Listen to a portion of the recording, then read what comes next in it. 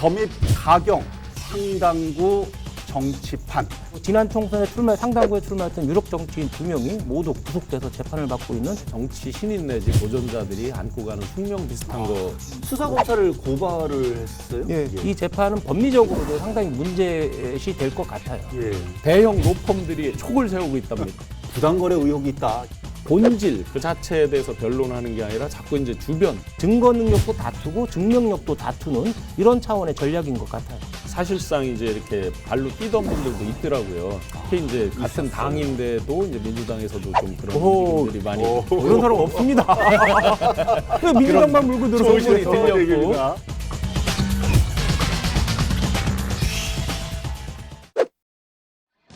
여러분 안녕하십니까. 라이벌의 불꽃 토크 대결 리얼 토크 한판입니다. 최용현 변호사님, 신용환 교수님 오늘도 함께하겠습니다. 어서 오십시오. 네, 안녕하세요. 안녕하십니까.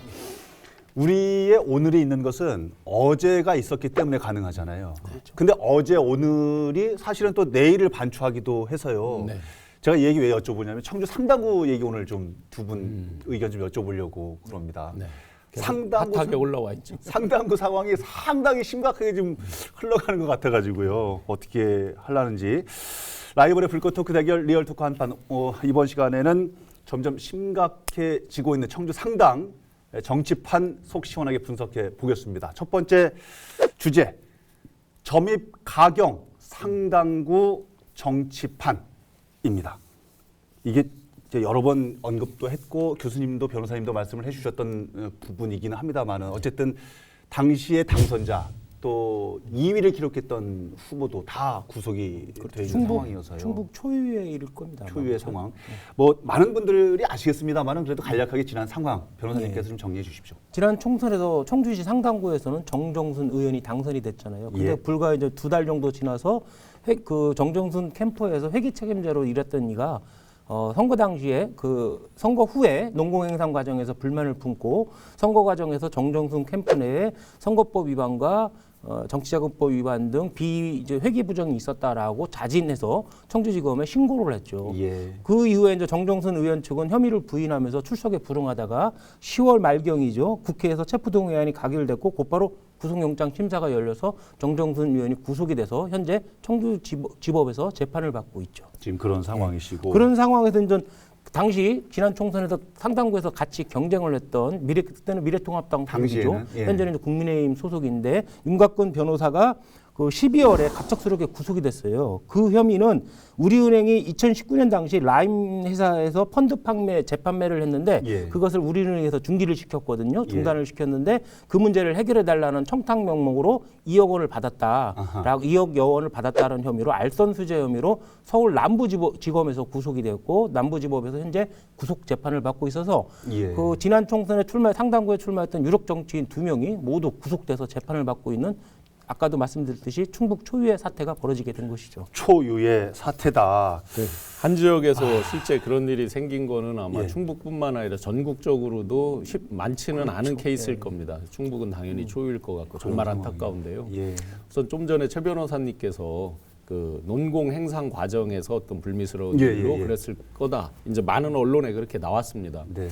그 부분을 하나 이건 누구를 특정인을 두둔하는 게 아니라 아마 그건 상당 부분의 정치 신인 내지 도전자들이 안고 가는 숙명 비슷한 거일 것 같다. 아하. 왜냐하면 지금 각 정당 구조가 공천에 있어서 그 유력한 분들이 어떤 이 공천권을 행사하면서 뒤에 당선되고도 이제 여러 어떤 보은이나 여러 가지 인사를 구성함에 있어서 내가 어떻게 했으니 어떻게 해주면 좋겠다 등등이 암암리에 있을 거란 말이죠. 그런 부분에 대해서 신인들 특히 처음 당선되는 분들이 자유롭지 못하다는 점 아마 이런 부분 때문에 사람 인적 구성에 있어서 예. 여러 이제 어려움이 있었을 것 같고요. 윤곽근 위원장님 거는 지금 저희 충북뿐만 아니라 굉장히 전국적으로 가운데에서도 예. 대형 로펌들이 촉을 세우고 있답니다. 이미 언론 보도에도 나와 있었지만 지금 이게 이제 다른 사실들은 저희가 모르고 뉴스에 나온 걸로만 놓고 봤을 때 이제 알선 수재라고 그랬는데 그러면 대형 로펌에 예를 들어 국세청이나 공정이나 뭐 검찰청, 경찰청 등에서 나와서 변호사 아닌 왜 고문이나 자문위원 이런 분들이 있잖아요. 그렇죠, 그렇죠. 이런 분들이 실질적으로 행위를 하는 게 상당 부분 이제 소위 말하는 로비와 관련돼 있는 일들이 많은 거죠. 지금 비슷하게 지금 이 예, 상황이랑 그래서 이제 그분들이 다 촉을 세운다는 게 뭐냐면 금액의 다과의 문제는 있지만 아하. 만약에 이게 진짜 세금까지 처리했는데 처벌받는 건이라면 네. 재판 결과 처벌받는 건이라면 이런 대형 로펌에 소속된 분들이 앞으로 그런 법률 행위를 하기가 어렵다는 거죠.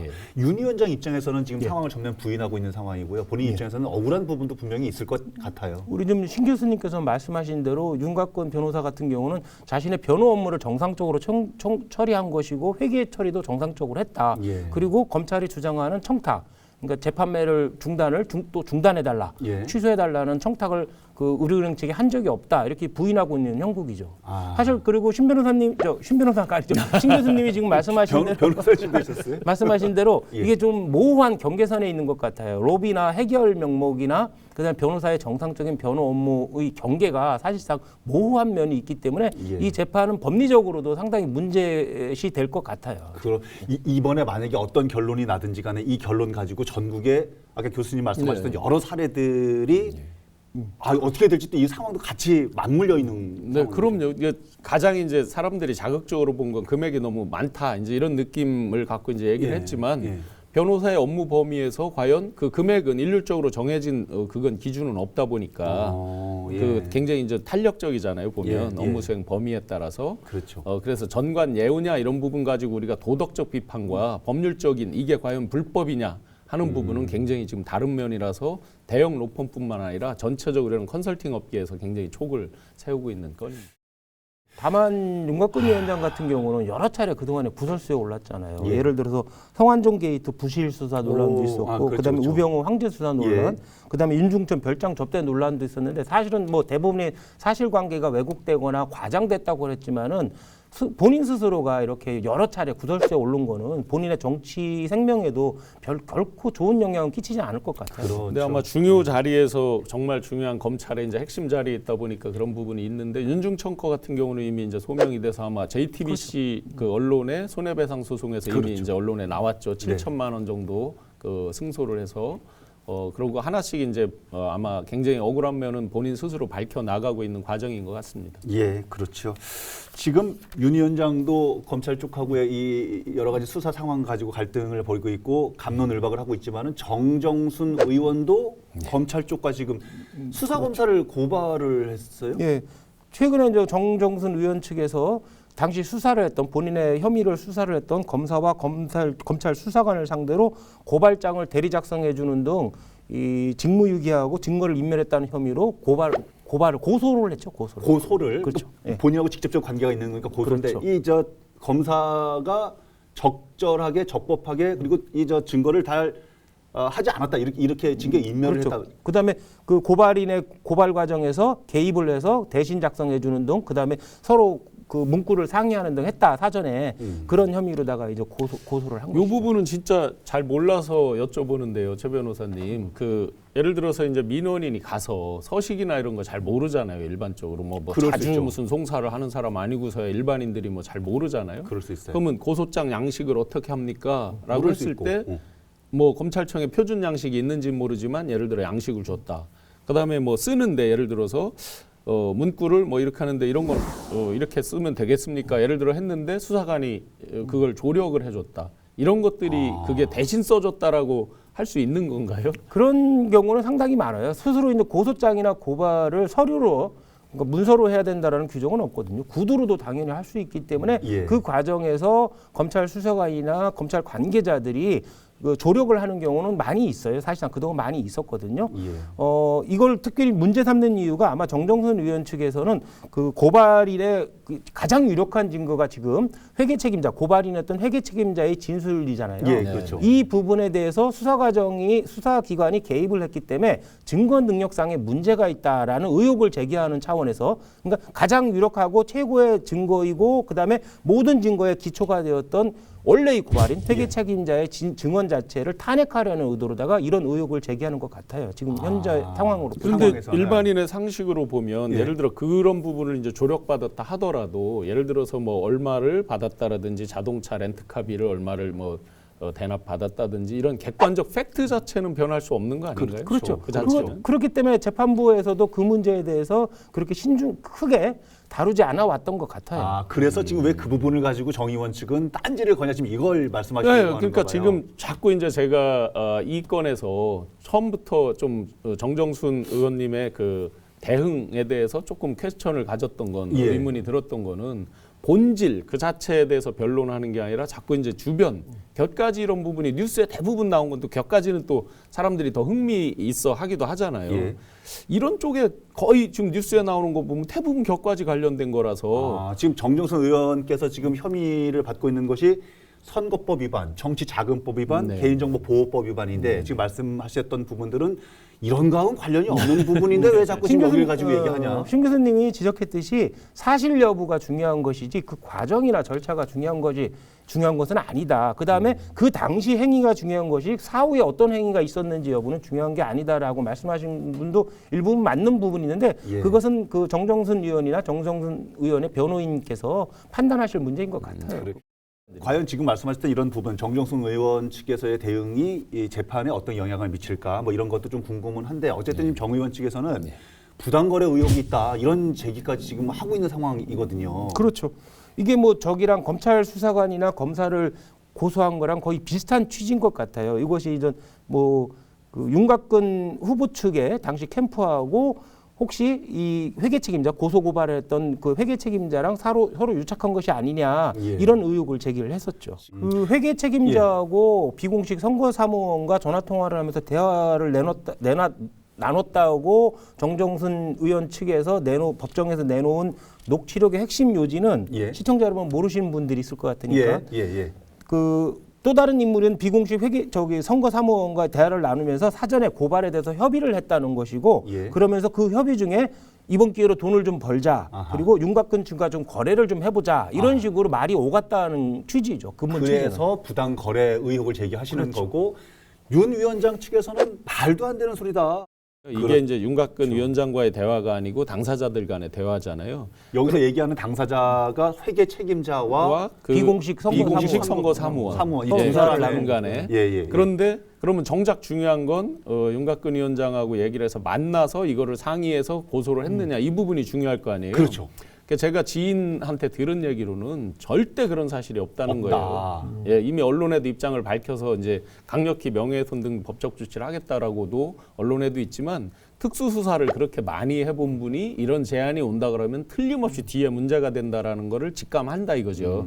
그런 수사를 워낙 많이 해본 경험이 있는 분이기 때문에 예. 근데 그렇게 거래를 했을 리가 없다라고 이제 물론 이건 이제 옹호하는 분들의 입장이긴 하지만 예. 그런 측면으로 지금 강력히 대응을 예고하고 있습니다. 정 의원 측에서는 합리적 의심이라고 얘기하시는데 윤 위원장 측에서는 계산된 의심 아니야? 뭐 이렇게 하실 수도 있을 것 정 같아서. 의원 측 뭐 변호인단은 아마 그런 것 같아요. 형사소송에서 증거 판단에 두 가지 기본 원칙이 있거든요. 예. 먼저 그 증거 능력을 판단해요. 이거 예. 증거로서 쓸 수 있는 것인가 여부를 판단하는 것이고 그 다음에 이것이 증거로서 얼마나 가치가 있고 신빙할 수 있냐 증명력 판단이 문제가 있는데 예. 검사나 검찰 수사관이 고발 과정 고소 과정에서 개입했다 수사기관이 위법하게 개입했다는 부분은 그 가장 유력한 증거인 고소인 고발 내부 고발자 있잖아요. 예. 그 증언이 전혀 증거 능력을 갖추지 못했다라는 부분을 탄핵하는 것이고 또 하나 윤곽근 캠프 측과 사전에 거래가 있었던 것이 아니냐라는 부분은 예. 고발인 진술이 좀 뭐라고요? 오염됐다라는 거죠. 증명력, 신빙성에서 상당히 떨어졌기 때문에 이것을 믿으면 안 된다. 이런 취지로 증거 능력도 다투고 증명력도 다투는 이런 차원의 전략인 것 같아요. 또 하나 이제 추정을 해보면 예. 그 실제 이제 시중에 또 많은 언론에 올해 과연 그러면 이 결론이 나서 재보궐선거가 열릴 거냐에 대한 논의가 많았잖아요. 예. 그게 되려면 이제 2월 말일까지 1심 판결이 나야 된다는 거잖아요. 근데 이렇게 이제 여러 논점 흐리는 것들이 오면서 아마 증인들에 대한 그 추가 신청이라든지 어떤 공판 과정이 좀 더 이렇게 생기는 그래서 다음 재판이 이제 3월달 중순에 이렇게 한다라고 하는 걸 보면 예. 어느 정도 시간을 좀 이렇게 지연하는 전략이었다면 그런 부분은 뭐 효과가 있었는지는 모르겠죠. 하나만 더 그럼 여쭤볼게요. 예. 먼저 이제 선거라는 건 먼저 있었던 이벤트잖아요. 네. 선거라는 거는. 그렇죠. 그렇죠. 그러면 이제 선거에 뭐 차량을 지원받았다, 무슨 명부를 유출했다, 뭐 이런 건 이제 먼저 있었던 행위고, 그 다음에 이제 이 고소 고발이 있기 전 단계에서 과연 서로 당선 무효를 유도하기 위해서 어떤 행위가 있었느냐, 이제 이 부분이잖아요. 그러면 제가 여쭙고 싶은 게 이 선거 행위에 대한 지금 재판이 열리고 있는 와중에 이 뒤에 당선 무효를 유도하기 위한 이 행위가 예를 들어서 최악경우 설사 이런 행위가 진짜 있다 한들 과연 이 지금 선거 행위에서 벌어진 공직선거법이나 이런 위반에 영향이 있는 건가요? 이것과 이건 별개 아닌가요? 저도 좀 그런 측면이 조금 있긴 있어요. 정정순 의원 측 주장은 뭐냐면은 윤곽근 그 측과의 거래 의혹이나 아니면 그 수사기관이 고발 과정에서 개입했다라는 부분을 주장을 하고 있는데 예. 사실은 문제의 핵심은 선거 당시에 실제 어떤 위법행위가 있었느냐 없었느냐의 문제거든요. 예. 지금 정정순 의원 측 변호인이나 이 관계자들이 내놓는 증거는 대부분이 뭐냐면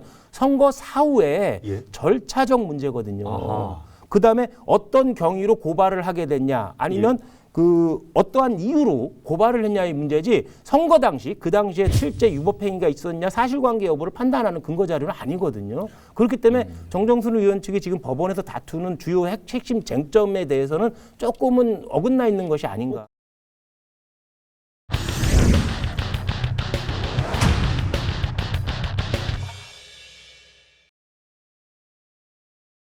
다음 주제로 넘어가 보겠습니다. 정치 1번지 상당구 돌파군원입니다. 사실은 충북의 정치 1번지 그러면 청주를 얘기하는 거고 청주의 정치 1번지 그러면 오랫동안 상당구를 얘기했었었는데 받아들여 왔죠. 지금 교수님께서 말씀하신 것처럼 물리적으로 재판 과정들이 어느 정도 일단락 나야지만 이번 재보선에 뭔가 좀 과정들이 생겨나는 건데 어렵지 않겠냐는 것이 이제 지금 중론인 것 같고요. 그렇다면 상당구 정치 판세는 뭐 어떤 변화가 또 있을까 이런 궁금증도 생깁니다. 일단 뭐 시간적으로 이번 재보궐선거에 상당구가 끼는 것은 불가능해진 것 같아요. 뭐 불가능하다. 재판이 뭐 끝나지도 않았으니까는 네, 예. 2심, 3심은 터무니없게 했는데 1심도 이제 끝날 가능성도 없어 보이기 때문에 예. 이미 물 건너갖고 새롭게 이제 요동치기는 이제 전국이 내년까지 연장되는 그런 효과가 있겠죠. 2022년까지 갈 거다. 그렇죠. 이런 상황이 내년에 이제 지방선거가 있으니까 6월 있으니까요. 1일 날 지방선거가 있으니까 만약에 정 의원이 당선 무효형을 선고받아서 재보궐선거가 열린다면 그때 같이 열리지 않을까 싶어요. 많은 분들이 이제 그 예측했던 것 중에 또 당사자도 아마 그게 구두상의 말의 실수였는지 아니면 어떤 전원이 잘못 와전됐는지는 모르겠는데 네. 이게 이제 그 선거법이나 여기 보면 회계 책임자와 선거 사무장도 사실은 연대 책임을 가족처럼 예. 연대 책임을 이게 지우고 있잖아요. 그래서 300만 원 이상을 사무장이나 회계 책임자가 처벌받을 경우에 이제 해당 의원도 연좌제처럼 예. 자동으로 이제 의원직을 상실하게 되는 그런 그렇죠. 조항들이 있는데 그래 그것 때문에 사실은 시중에서 초미의 관심사가 있었던 거죠. 뭐냐면 회계 책임자 분께서 300만 원 넘는 어떤 1심 형량을 받았을 때 항소를 만약에 안 하면 예. 자동으로 이제 의원직 상실하고 재보궐이 그렇죠, 있을 그렇죠. 거다라고 이제 파다하게 이렇게 했지만 이미 예. 최 변호사님이 사석에서 그런 말씀하셨어요. 그게 쉽지 않은 거다. 아하. 검찰도 검찰 나름대로 입장이 있기 때문에 그런다고 해서 무조건 항소를 안 할 수는 없는 거다라는 예측을 해주셨는데 예. 아직 이제 그 단계까지는 가지는 않았죠. 예. 재판부가 또 이 저 변경이 되잖아요. 뭐 법관 뭐 정기 인사가 있으니까 그런 부분인데 저는 이번에 이제 공선법 위반을 다시 한번 찾아봤어요. 공선법 이게 선거 재판이 원래는 규정이 공선법 규정 270조 규정에 의하면 제목 자체가 그거예요. 선거범위 재판 기관에 관한 강행 규정이에요. 강행 규정이라고 하면서 예. 선거사범 재판은 1심은 6개월 내에 네. 2심, 3심은 각 3개월 내에 반드시 끝내야 된다. 아하. 반드시 하여야 한다라고 이렇게 규정이 돼 있어요. 네. 근데 실질적으로는 우리 판례상으로는 이건 임의 규정, 강행 규정이라고 제목까지 다뤘는데도 임의 규정이라고 해놓고 모두 많은 재판들, 선거사범 재판들이 예. 다 6개월이나 3개월 다 넘겨서 오히려 임기 다 끝날 때까지 진행되는 경우도 허다하죠. 아, 그렇군요.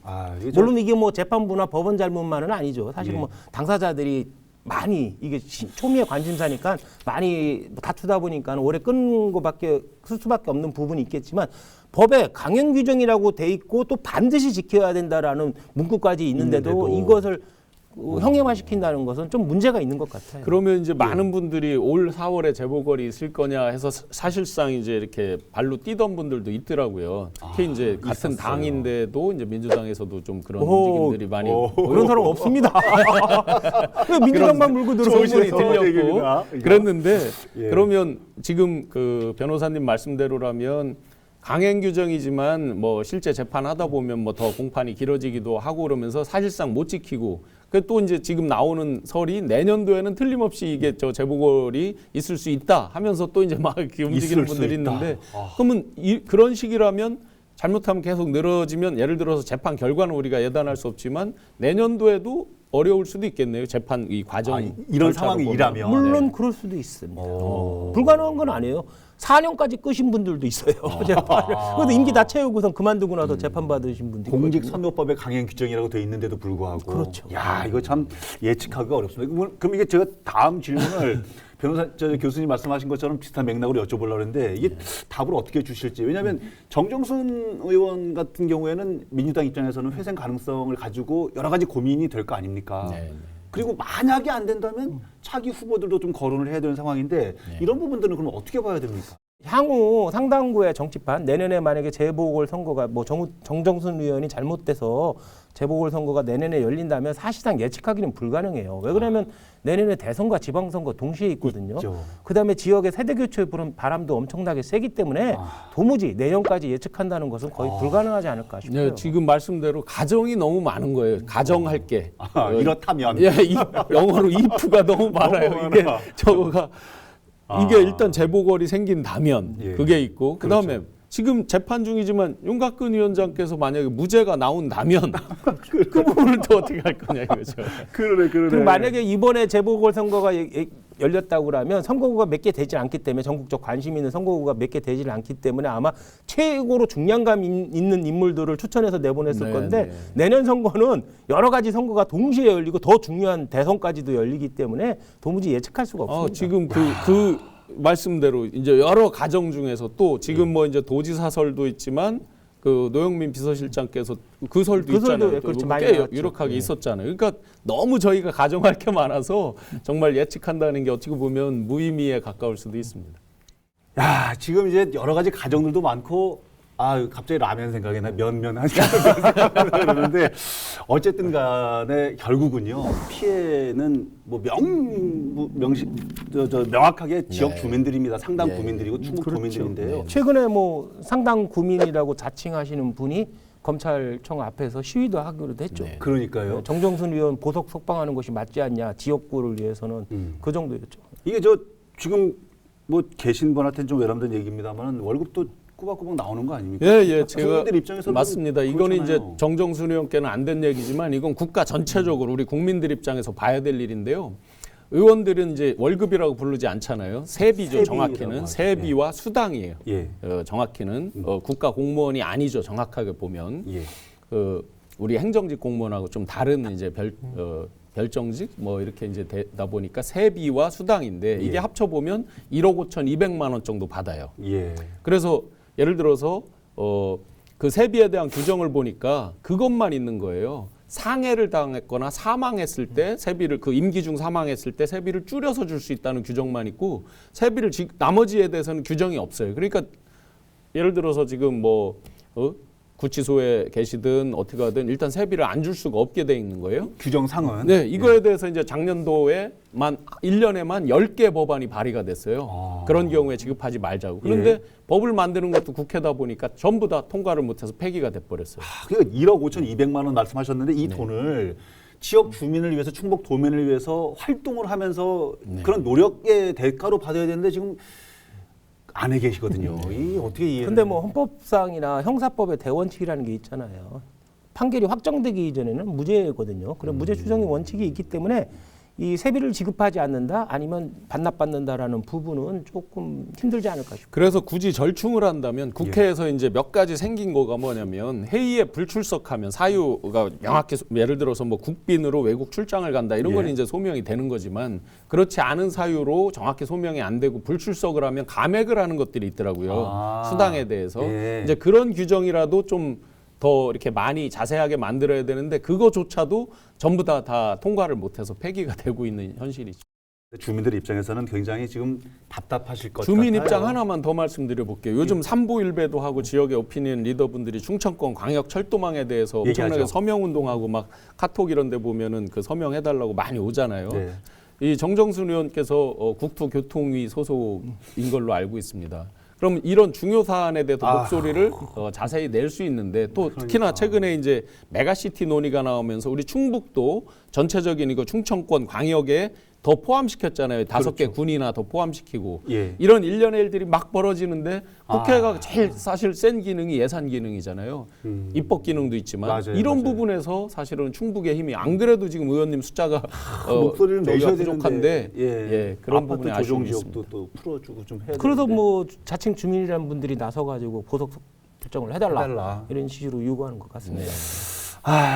우리 주민들 입장에서 볼 때는 큰 아픔이고 시련인 것만큼은 분명한 것 같습니다. 끝내기 한판으로 오늘 시간을 정리를 해보겠습니다. 변호사님. 그 노자의 장자에 나오는 말 중에 돼지 야구라는 말이 있어요. 돼지 야구요? 돼지랑 야구를 해? 출중한 사람들의 큰 지혜는 일반 선생, 어리석은 일반 선생이 보기에는 좀 어리석어 보인다라는 노자의 장자에 나오는 말인데 네. 사실은 우리 윤곽근 변호사나 위원장이나 정정순 의원님이나 사실 엄청난 출중한 능력을 갖고 최고위직까지 경험하신 분이잖아요. 그러시죠. 그래서 새로운 도전을 하고 더 높은 자리를 찾아서 지난 총선에 출마하셨는데 예. 그래서 본인들은 가장 탁월한 선택, 지혜로운 선택을 했다고 그러는데 지금 결과적으로 본다면 가장 정치라는 가장 어리석은 선택을 한 것이 아닌가. 대우 약지. 돼지 야구가 아니라 대우 약지가 결과를 도래한 것이 아닌가 싶습니다. 좀 안타까워요. 이건 줄 그런 알았더니 약지로 갔어요. 약지로. 언제부턴가 사자성어를 바꿔서 예. 풀이를 해주시네요. 교수님. 정말 우리가 안타까운 그런 말씀들을 나눠봤는데요. 사불범정이라고 바르지 못한 것은 바르지 못한 것은 바른 것을 감히 범하지 못한다. 결국 이제 사필 규정이 되는 거죠. 그래서 정말 정정순 의원님도 억울한 면이 틀림없이 있을 거예요. 윤곽근 위원장님도 억울한 면이 있겠지만 다 사필 규정이 될 것이고 정의가 반드시 이긴다라고 생각을 해요. 아마 모든 것들이 시간이 걸리더라도 정상적으로 돌아와서 결국 지역의 윈윈이 될 수 있기를 그렇게 소망합니다. 아마도 지역 구민과 충북 도민들의 바람도 교수님 말씀과 같을 것 같다는 생각도 해봅니다. 알겠습니다. 모두가 제자리로 돌아갈 그 시간은 또 언제쯤 될까요? 관심을 가지고 함께 지켜보도록 하겠습니다.